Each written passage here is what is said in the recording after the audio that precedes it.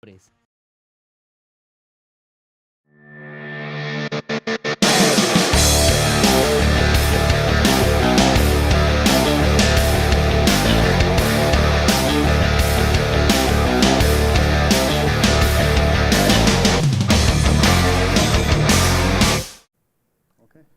Hola, muy buenas tardes. Sean bienvenidos a nuestra charla sobre asincronismo de concurrencia en Python.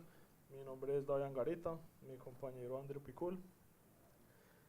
El día de hoy, aquí pueden escanear el QR de nuestro repositorio. Importante consejo, véanlo en horizontal, porque algunas líneas de código son un poquito más largas, entonces bueno.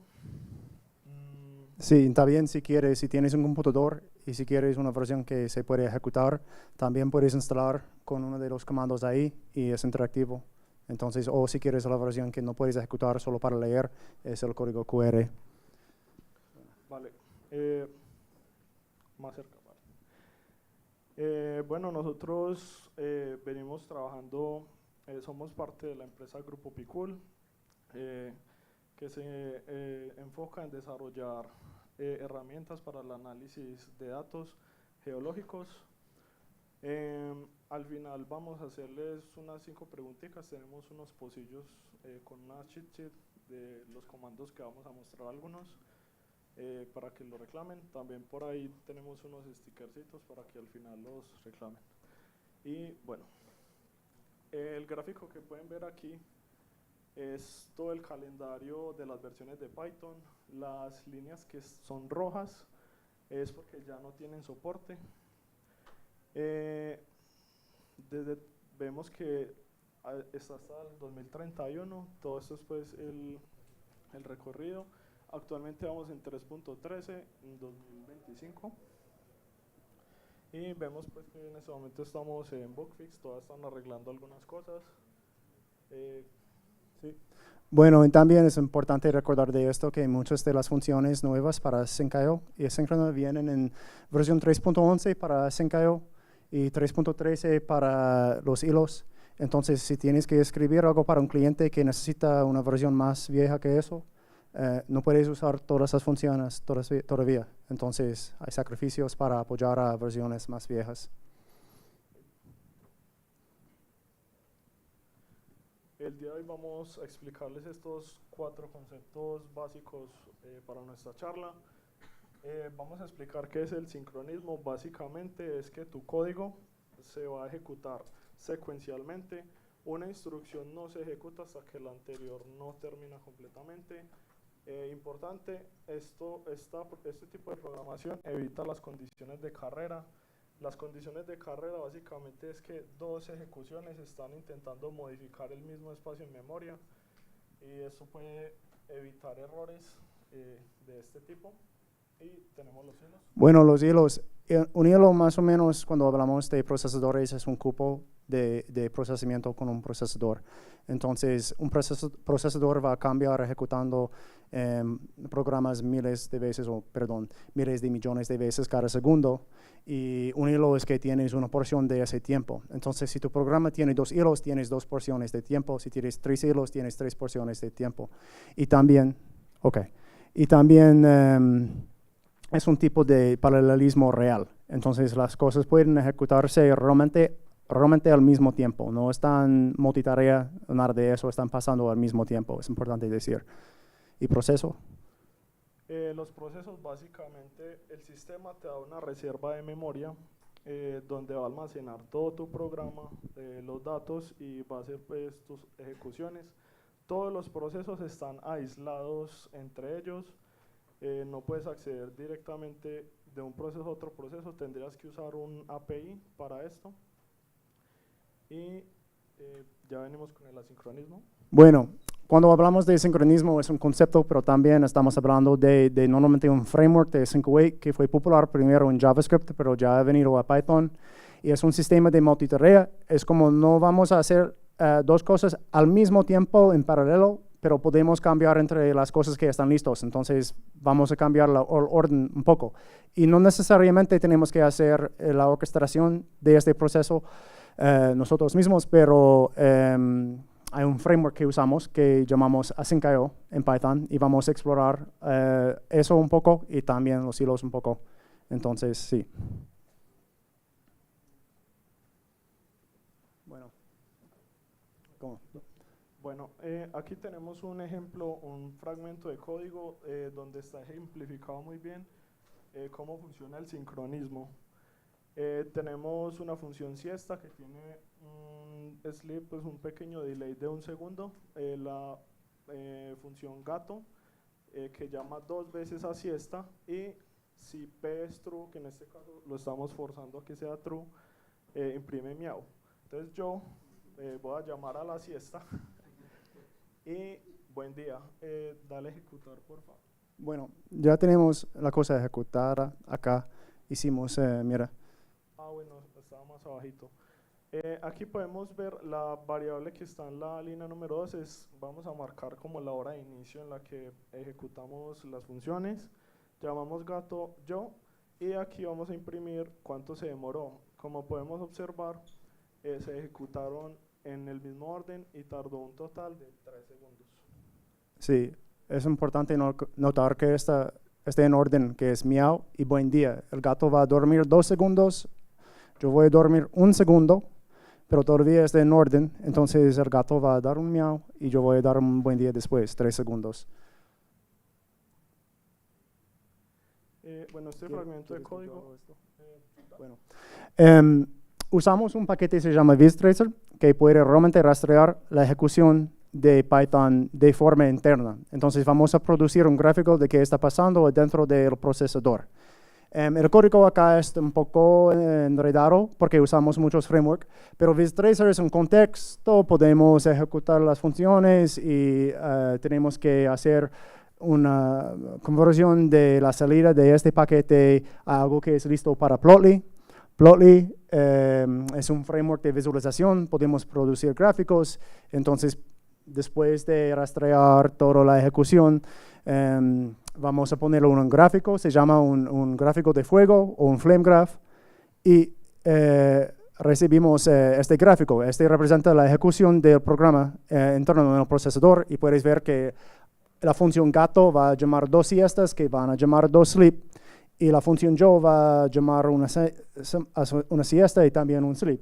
Y esta es una representación visual de la ejecución de nuestro programa usando este perfilador. Lo hacemos la misma cosa, pero ya vamos a crear una versión de este programito con Async.io. Entonces creamos un gato async, un siesta async, un yo async y usamos await. Tenemos que definir las funciones con async y tenemos que llamar las funciones con await. Y hay un framework bajo en Python que va a organizar las cosas para que sea un poco más eficiente y un poco más organizado. Y es un poco difícil con este flame graph. Bueno, acá tenemos una llamada de gato async y una llamada de yo async, pero está en orden porque estamos diciendo esperar gato async, esperar yo async. Y cuando contamos la duración todavía es 3 segundos. Entonces no es como nosotros estamos durmiendo al mismo tiempo, estamos todavía haciéndolo en orden. Y cuando yo hago el flame graph, el gráfico de fuego de esta ejecución, es terrible, ¿cierto? Es mucho más enredado. Es porque hay todo un framework de Async.io en Python y el perfilador va a registrar todo eso. Entonces es mucho más difícil leer. Es posible leer, pero es mucho más tiempo, no es tan obvio, no es tan intuitivo. Y es muy complejo este sistema de Async.io para crear esta eficiencia. Bueno, ¿quieres hacer esto? Sí. Algo muy importante que queremos marcarles, aquí tenemos ejemplificadas algo que se llaman corrutinas, que básicamente es async, await. Una de las que tenemos aquí ejemplo es el gather, que tiene unas ventajas muy importantes. Es que puedes, todas tus funciones, las tareas que quieres ejecutar, las puedes poner aquí, una detrás de otra, con coma, así pues como arcs. Y bueno, si podemos ver, aquí hay algo similar a lo que pasó. Mira que aquí tenemos la ejecución de buen día. Sube un poquito, porfa, a Gato Async.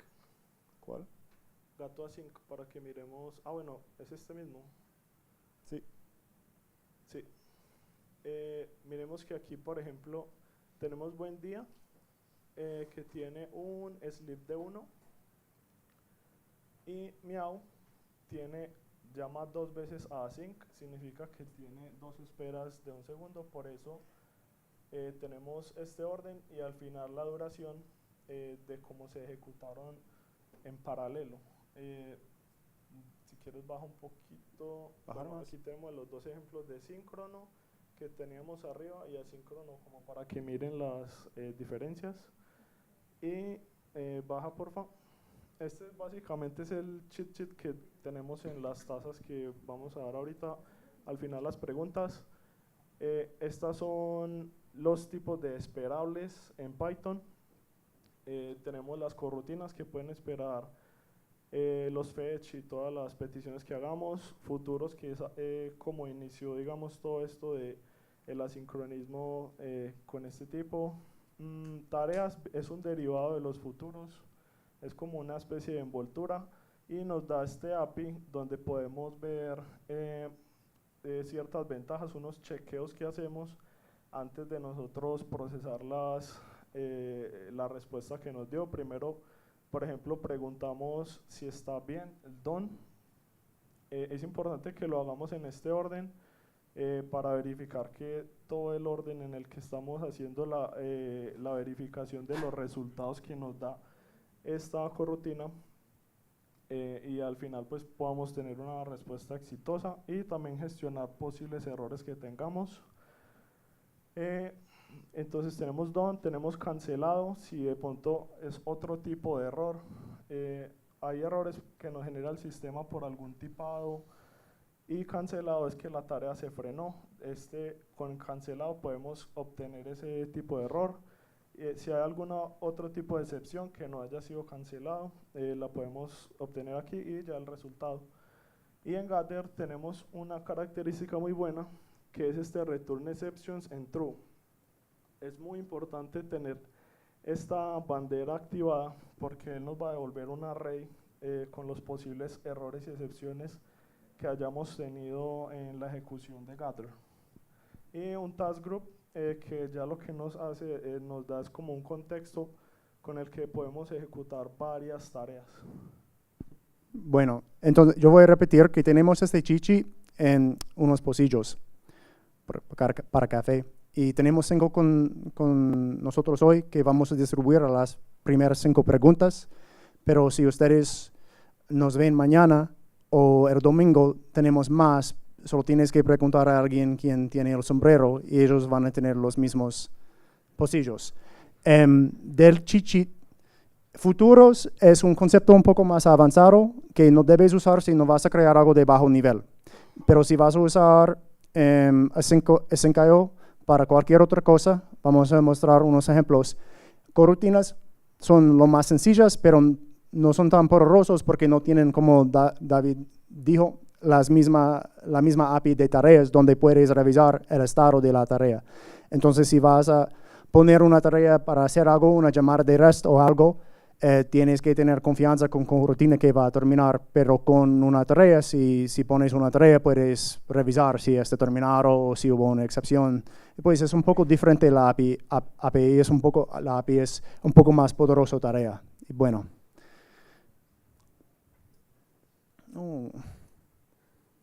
Está escapando del dispositivo, ¿cierto? Bueno. Yo hice esto, entonces hablo. El flame graph no funciona muy bien para ver como la estructura de estas tareas.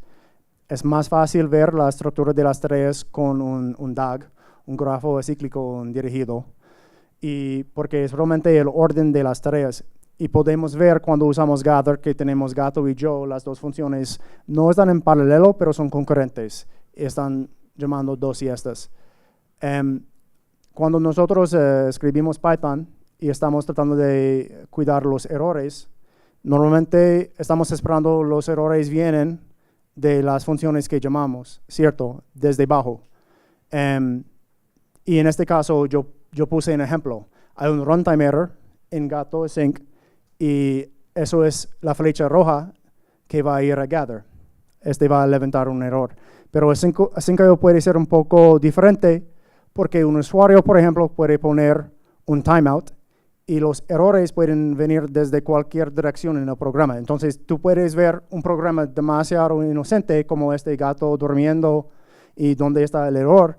Y yo no tengo que cuidar errores en esto porque es demasiado sencillo, pero el usuario, si tienes alguien usando la aplicación tuya, ellos pueden poner un timeout y eso va a levantar errores en todas las partes de tus tareas, de tu programa. La cancelación es un error.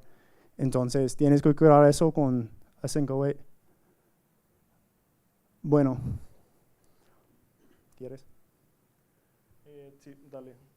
Bueno, aquí nosotros podemos medir, digamos, podemos controlar esos tipos de errores que nos genera el asincronismo.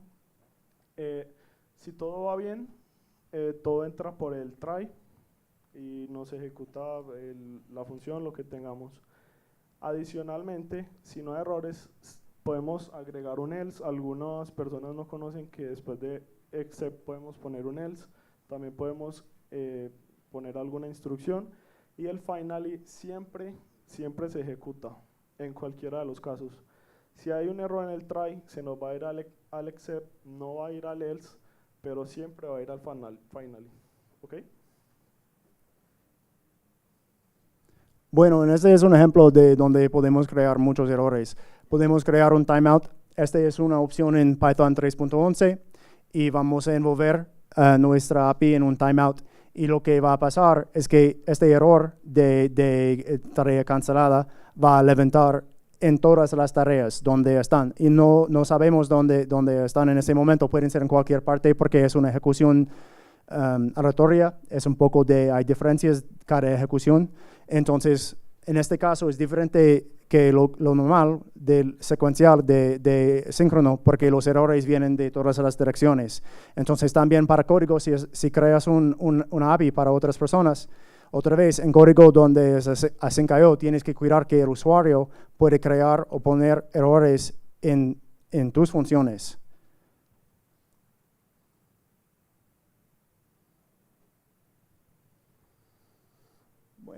¿Quieres que yo haga? Bueno, ok, otro ejemplo, vamos a hacerlo un poco más rápido porque estamos, pues bueno, tenemos 15 minutos, yo creo que 15 celdas más, pero bueno, esta es una función arriba para crear un error si un número no es par. Y yo entiendo, bueno, unas personas van a decir por qué no se usa módulo, pero yo quería hacerlo un poco más fácil leer. Este solo es una función para crear errores. Y acá lo que vamos a hacer es crear 10 coroutinas y poner las coroutinas en un gather y vamos a devolver las excepciones con return excepciones es igual a true. Y este es el resultado. Podemos ver que los pares salen bien, vemos los números y los no pares. Tenemos una lista buena de los resultados que esperamos y también los errores si hay errores. Este es el poder de gather. Pero tienen que entender que con gather así va a permitir que cada tarea termine. Entonces, si por ejemplo quieres una estructura de si una tarea falla, todas las tareas tienen que parar, gather no es una buena solución para eso, porque con gather solo va a crear las tareas y todos van a correr y eso es todo. No hay control para que va a cancelar, que va a reintentar y otras cosas. Pero nosotros, bueno, usamos esta técnica con un producto que hicimos código abierto, se llama GitHub Helper, que es como una tabla para manejar GitHub si tienes muchos repositorios. Y usamos una estructura un poco así, porque tenemos que hacer un montón de llamadas de REST al mismo tiempo a GitHub para sacar toda la información. Y si lo hacemos secuencial, dura, ¿qué? 6 minutos. Depende del tamaño, cuántos repositorios hay. Y hay una bandera adicional que tú le puedes dar al GitHub, que él normalmente te trae más o menos unos 30 registros, pero hay una bandera que se llama Paginate, que te trae absolutamente todos los repositorios que tienes. Si tienes 1000, se te va a demorar lo que tarde él en mapear toda esa información. Entonces, tú puedes ver la terminal pega mero rato por ese mismo error. Sí, pero lo que podemos hacer, y Asyncio no es paralelo como tal, pero podemos enviar todos los pedidos a GitHub, las llamadas de REST, y los servidores de GitHub van a arreglar todo al mismo tiempo y solo tenemos que recoger las respuestas. Entonces es un tipo de paralelismo usando Asyncio y esta es la estructura que usamos con Gather. Es un buen uso para Gather, creo.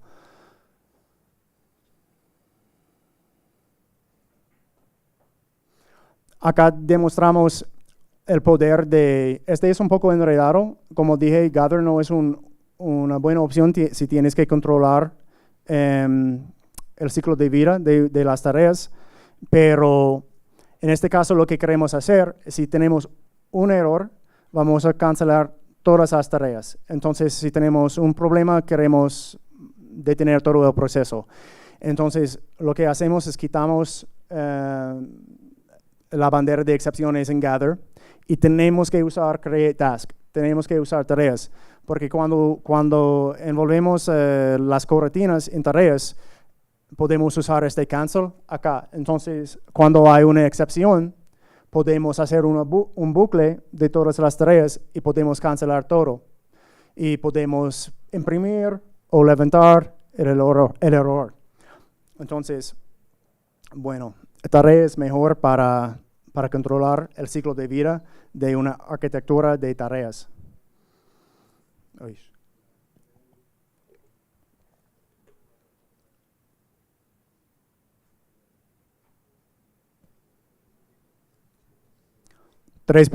Tenemos task groups. Hay una presentación después de esta presentación en inglés, donde yo creo que van a hablar más de este concepto. Pero bueno, un task group es una manera de poner todas las tareas en un grupo y si hay un error, todas las tareas van a cancelar. Entonces no tienes que hacerlo a mano como la celda anterior. Puedes usar esta función de 3.11 y todo pasa de forma automática. Pero también hay algo nuevo con esto, que son grupos de errores, exception groups.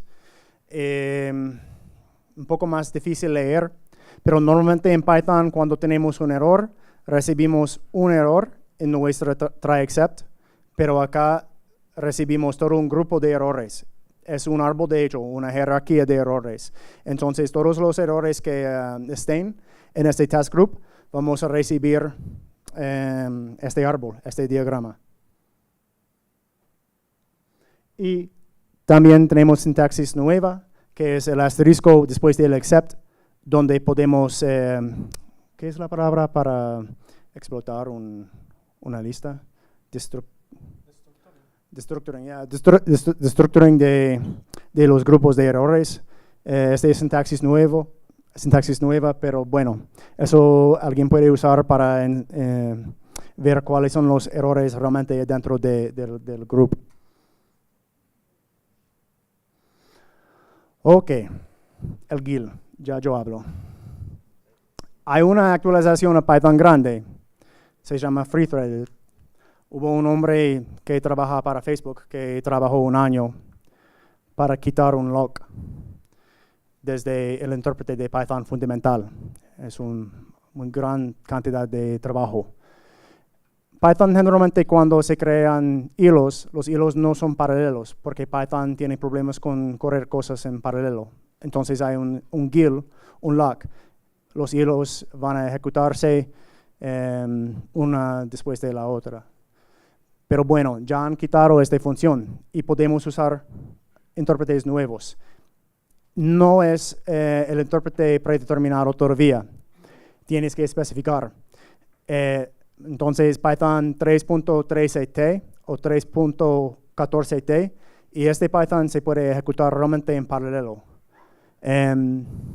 Este es uno de estos ejemplos.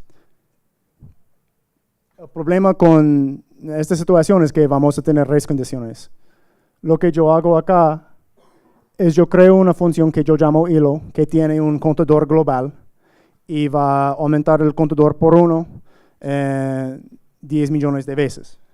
Entonces, bueno, yo voy a crear 2 de estos hilos que se van a ejecutar al mismo tiempo. Bueno, 10 millones más 10 millones no es 10 millones 140,000, no. Este es un error y este es una carrera de condiciones, porque lo que tenemos es 2 hilos realmente en paralelo tratando de acceder a la misma memoria al mismo tiempo y hay errores. Y si ustedes quieren ver, yo puedo escribir el ensamblador para mostrar cómo eso pasa, pero tienes que usar arquitecturas más complejas para cuidar estos asuntos. Lo que usamos, pues un ejemplo muy sencillo es un lock. Podemos usar esta sintaxis de lock y un contexto de lock y solo vamos a hacer esta operación durante el lock.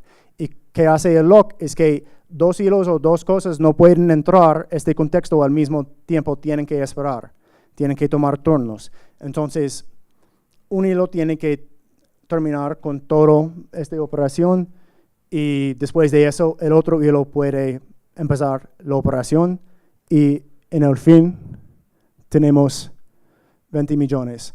Pero este lock hace, no sé, 2 años, este lock fue global en Python y ustedes no tuvieron que preocupar por eso, porque el paralelismo con hilos realmente no fue posible. Pero ya están cambiando eso. Entonces, si queremos aprovecharnos de esa estructura, tenemos que aprender más arquitecturas y técnicas para usar hilos realmente en paralelo. Y bueno, eso es toda la presentación.